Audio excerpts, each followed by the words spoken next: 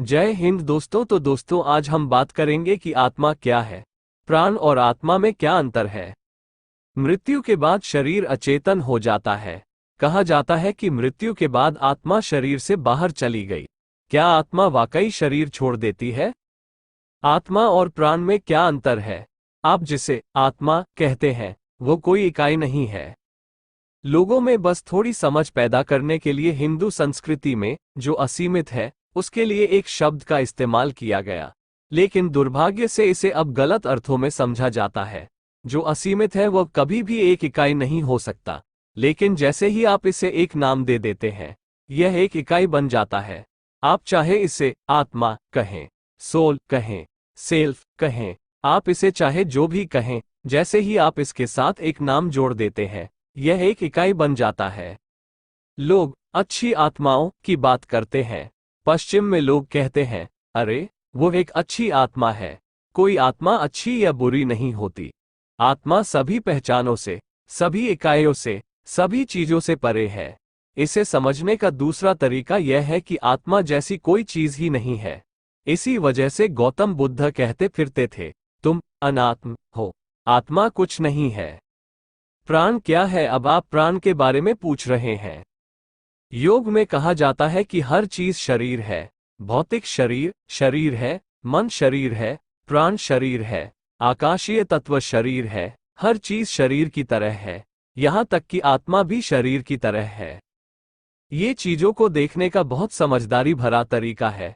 जब हम कहते हैं आनंदमय कोश, तो बेशक हम परम तत्व की बात कर रहे हैं, लेकिन उसे भी एक शरीर के रूप में। ऐसा इसलिए कि आप इन बातों को समझ सकें। दूसरे शब्दों में, अगर आप अपने शरीर को पूरी सृष्टि के एक मॉडल यानी नमूने की तरह लेते हैं, तो ये कुछ ऐसा है जैसे आप ब्रश से पेंट को फैला रहे हों। जब आप ब्रश से पेंट को फैलाते हैं तो रंग शुरू में बहुत गाढ़ा या सुर्ख होता है, फिर हल्का और ज्यादा हल्का यानी सूक्ष्म रंग होता चला जाता है, और अंत में रंगहीन हो जाता है। कुछ इसी तरह ये भौतिक शरीर से शुरू होकर मानसिक शरीर, फिर प्राणिक शरीर तक स्थूल से सूक्ष्म और सूक्ष्मतर होता चला गया है। भौतिक शरीर और मानसिक शरीर में ज्यादा स्थूलता है।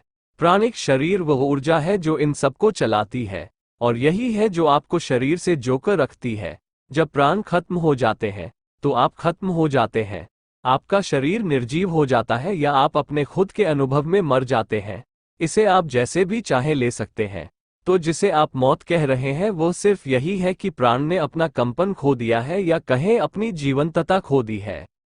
जीव और आत्मा में क्या अंतर है? मान लीजिए एक नवयुवक है और उसका भौतिक शरीर किसी दुर्घटना में या किसी और वजह से नष्ट हो जाता है। उसका प्राणिक शरीर तब भी पूर्ण जीवंत और बरकरार रहता है, लेकिन ये भौतिक शरीर पूरी तरह से टूट चुका है, जिसकी वजह से प्राणिक शरीर को भौतिक शरीर छोड़कर जाना पड़ता है।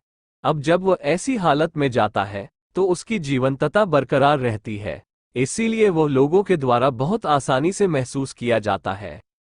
आदित्य: जी हाँ गुरु, लेकिन उस प्राण शरीर को, जो कि तब भी बरकरार है, वो कब तक रख सकता है? क्या वो सूक्ष्म शरीर होता है?